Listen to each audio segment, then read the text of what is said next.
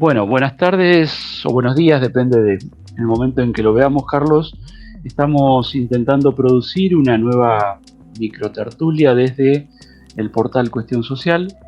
Bueno, en este caso estamos conversando para quienes comienzan a ver la presentación con el licenciado Carlos Montaño, bueno, ampliamente conocido, pero por ahí puede haber jóvenes estudiantes que todavía no tengan registro, por lo menos a través de este tipo de instrumentos.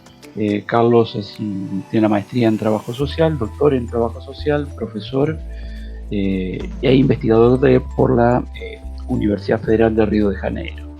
En esta ocasión la invitación es, sabiendo que estás trabajando sobre esto, investigando, discutiendo, inclusive han constituido una red que aparece como muy potente, no solo en tamaño, sino en la calidad de lo que vienen produciendo, sobre alienación parental, ¿no? Si estuviéramos escribiendo, diríamos alienación o síndrome de alienación parental, que ya te ocuparás de verlo. Y también mencionar, es un libro muy interesante, muy reciente también, editado por Espacio Editorial, ¿no? Que tiene como título, y después tiene una bajada, pero el título es, ahí estamos, Alienación Parental y Custodia Compartida.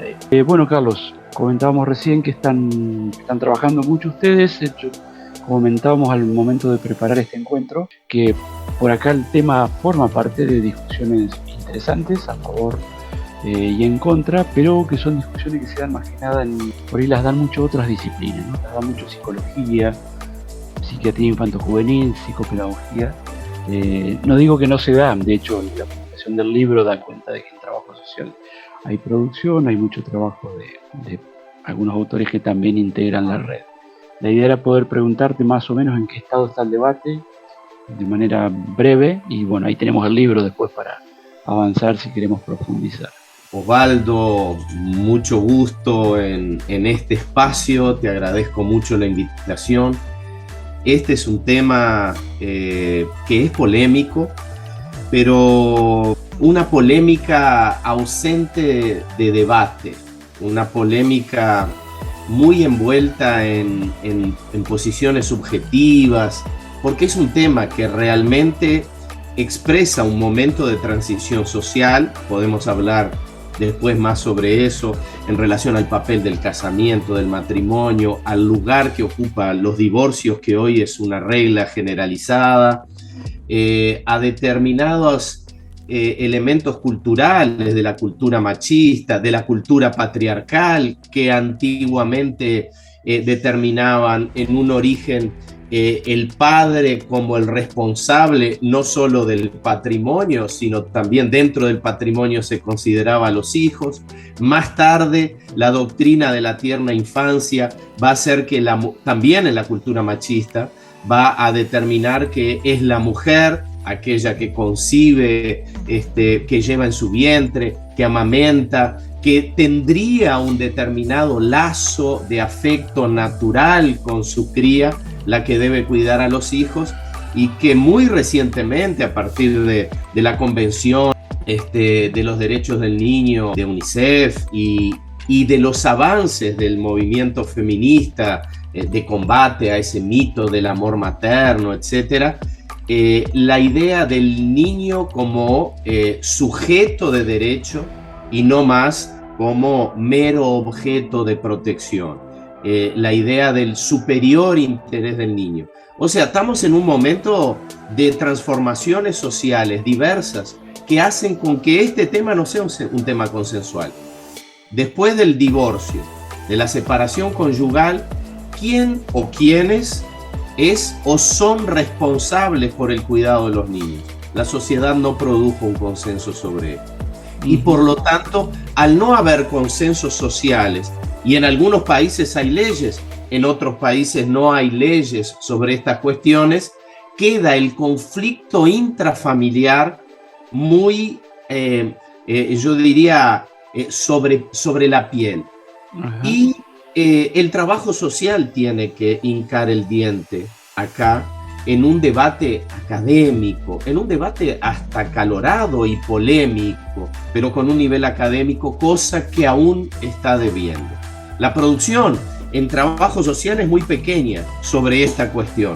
Sí, es más, como tú decías, en la psicología Y en algunos países, como por ejemplo Brasil, en donde la legislación sobre estas cuestiones, tanto la custodia compartida como la alienación parental, ha avanzado más que en otros países, hay también una producción académica y teórica en el área del derecho. No tanto en el trabajo social, a pesar de que el trabajo social es una profesión importantísima en estas cuestiones. Es el trabajador social que se depara en los juicios sobre custodias, en los juicios sobre denuncias de abuso, en los juicios sobre separaciones conyugales, etcétera, en los juicios familiares. Es el trabajador social que se depara con esta realidad, que es incontestable.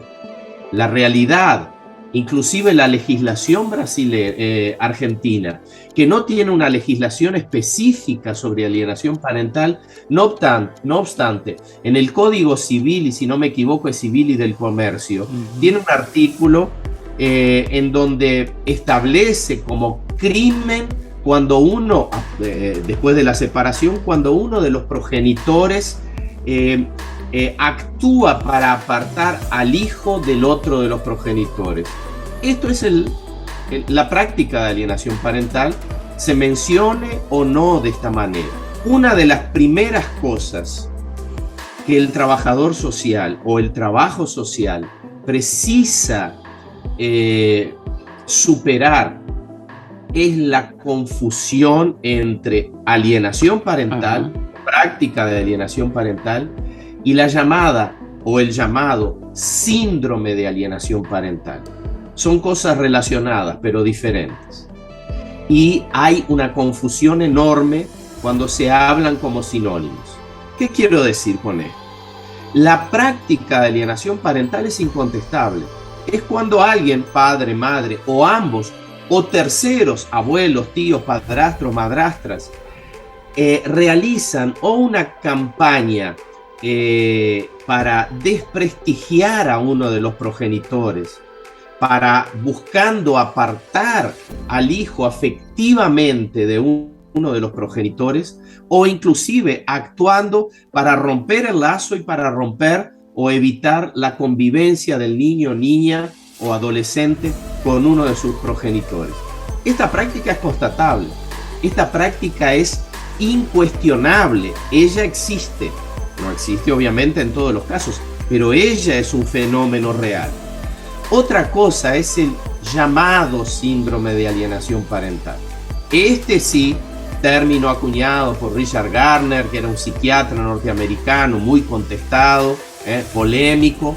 Inclusive este llamado síndrome de alienación parental es un término polémico. Existe, no existe, puede ser considerado como un síndrome, como una patología. Bueno, el tema es el siguiente. El llamado síndrome de alienación parental es un eventual efecto, eventual, no necesario, es un eventual efecto de la práctica de alienación parental. Esto significa que puede desarrollarse una práctica de alienación parental sin que desencadene el llamado síndrome de alienación parental. ¿Qué sería el síndrome de alienación parental? Cuando el niño o niña pasa a incorporar como falsas memorias y como discurso aquellas memorias y aquel discurso de aquel progenitor o progenitora que ha realizado una práctica de alienación parental sistemática. Cuando pasa sin justificación, sin un motivo real, a rechazar o a temer al progenitor o progenitora. Esto puede ser contestado y más, teóricamente, y más. Esto sería papel del psicólogo o hasta del psiquiatra y no del trabajador social. No tenemos formación, no tenemos herramientas para diagnosticar el eventual síndrome de alienación parental porque es del campo de la psiquis. Pero la práctica de la alienación parental como práctica, como fenómeno, como ejercicio de un determinado conjunto sistemático de acciones y que puede o no desarrollarse o derivarse en síndrome, esta sí, la práctica de alienación parental es campo de intervención de nuestra profesión. Ahora, en la reflexión que vos venís haciendo, investigación, si bien alguna mención hiciste, pero si, desde la perspectiva de género, ¿hay algún tipo de consideraciones que valen hacer? También, quizás en términos, entre comillas, estadísticos, si esta práctica se inclina más para un género determinado o en contra de un género determinado. ¿Se puede hacer algún tipo de afirmación desde lo que venís viendo? Efectivamente hay muchas afirmaciones en este sentido, que la ley de alienación parental o el discurso o la categoría de alienación parental estaría revictimizando a la mujer. Aún más, hay discursos que mencionan que sería la defensa de la ley o del concepto o categoría de alienación parental sería un refugio de padres violentos, pedófilos, etc. Este es un discurso que precisa ser sometido al análisis crítico, y el análisis crítico precisa del contraste con la realidad. En primer lugar, no es real que jueces protejan a padres pedófilos, a padres maltratadores de sus niños, amparados en la ley de la alienación parental. En segundo lugar, este es un discurso extremadamente sexista. Presupone que el pedófilo es hombre, y que por su condición natural, también en sentido contrario, la mujer es necesariamente protectora de los niños. No hay nada más machista que este discurso, porque esto es la consolidación de aquello que es la quinta esencia del machismo, que es la definición de papeles sociales por su condición de género, y es a lo que el feminismo históricamente ha combatido. Pero aún más, vamos hasta aceptar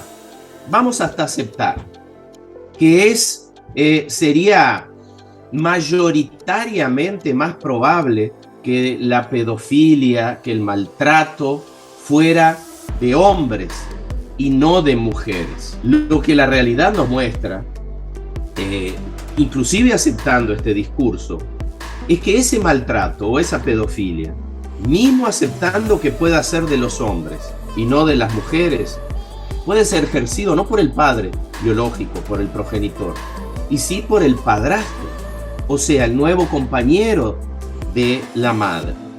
Entonces, en este sentido, apartar al padre porque es hombre y por lo tanto naturalmente podría ser considerado como pasible de maltrato, de abuso y de pedofilia, excluye la idea real de que inclusive en este discurso sexista, el que pueda maltratar, el que pueda promover la pedofilia, etcétera, no sea el hombre progenitor, sino el hombre padrastro, el nuevo compañero de la madre. O sea, este discurso hace agua también por ahí.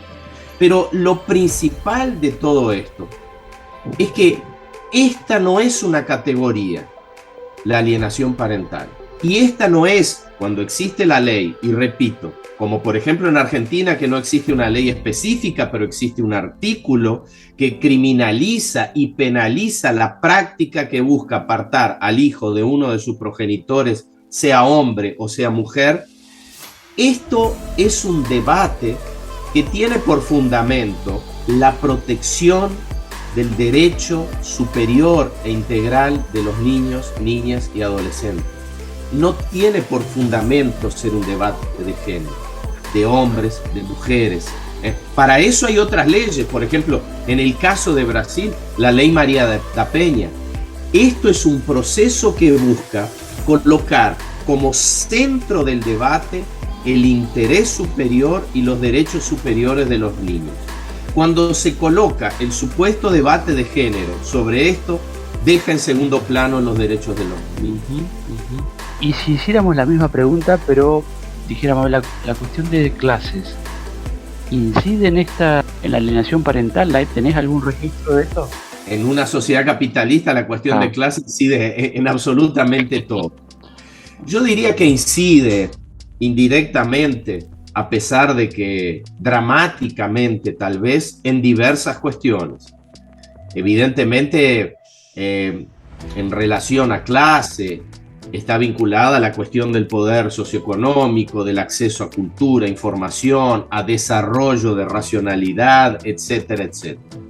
En función de todo esto, lo que podemos ver es que muchas familias, muchas parejas que se separan, si tienen poder adquisitivo, se separan físicamente y pasan a vivir en casas diferentes. Aquellas familias que tienen un poder adquisitivo muy bajo, se separan pero siguen viviendo en el mismo hogar, en la misma residencia, porque no tienen capacidad financiera de sostener, de mantener dos hogares, los costos de dos hogares. Esto incide enormemente en la cuestión de la alienación parental, de las posibilidades, etc. Aún más, el tema de la alienación parental y la custodia compartida está muy vinculada al acceso al poder judicial, a la definición judicial de los procesos, etc. Y sabemos que estamos hablando de procesos muy caros, que envuelven costos muy altos. Contratar abogados, entrar y embarcar en todo un proceso judicial envuelve costos tan altos que no pueden ser arcados por el trabajador de bajos ingresos, por el desempleado, etc. Y aún más, la cultura, la capacidad de visión crítica sobre la cultura, y acá estoy hablando específicamente de la cultura machista. La cultura machista nos dice, por naturaleza, el papel del cuidado de los niños es de la mujer. La cultura machista, de la misma manera que dice, el hombre es el que debe ser proveedor y debe actuar en la vida pública, y por eso la cultura machista establece mejores salarios o mayores salarios para el hombre que para la mujer, etc. Con la misma pluma establece que es en la vida privada que la mujer debe desarrollarse y en el cuidado del hogar y de los niños que la mujer tiene su papel natural. Esto es la quintesencia del machismo. O sea, cuando hay una separación conyugal, la misma cultura machista que es hegemónica va a determinar y va a decir, el cuidado de los niños es de la madre. El padre puede visitar. Ay de aquella madre, socialmente va a ser cuestionada, aquella madre que invierta en la corresponsabilización parental del cuidado de los niños. Aquella madre que quiera compartir el cuidado de los niños, pero también reconstruir su vida afectiva, invertir en su carrera profesional, invertir en su trabajo, en sus relaciones sociales. La propia sociedad va a cuestionar a esa madre. Mirá, está yendo a la universidad en lugar de estar cuidando a sus hijos. Está trabajando, se está volcando para la actividad pública en lugar de cuidar a sus hijos. No va a decir lo mismo sobre el padre. ¿Qué quiero decir? Que la propia cultura machista promueve la alienación parental, establece la alienación parental, presiona para ver alienación parental. Entonces, el combate a la alienación parental es un combate en primera instancia a la cultura machista. Bueno, Carlos, sí, la verdad que es sumamente interesante esto de poder dar vuelta, ¿no? Cambiar de perspectiva y ver cómo a veces el discurso que ya está instituido, uno se cambia de lugar y sigue para contrario. Enhorabuena. Bueno, estamos ya con el tiempo excedido respecto al que nos habíamos propuesto. La idea es que sea breve y que en este caso sea una especie de anticipo, o no anticipo porque el libro ya está circulando, ¿sí? Pero una síntesis, una invitación a acercarse al tema y acercarse a tu producción sobre el tema a través del libro. Ahora vamos a volver, decíamos al principio, el libro es de Espacio Editorial en Argentina. Así que, Carlos, muchísimas gracias por tu aporte, por tu generosidad. Gracias. Yo que agradezco la oportunidad y dispuesto a otras. Dale, muy bien. Bueno. Seguramente vamos a hacer otras. Gracias, Carlos. Un abrazo. Un abrazo. Chao, chao.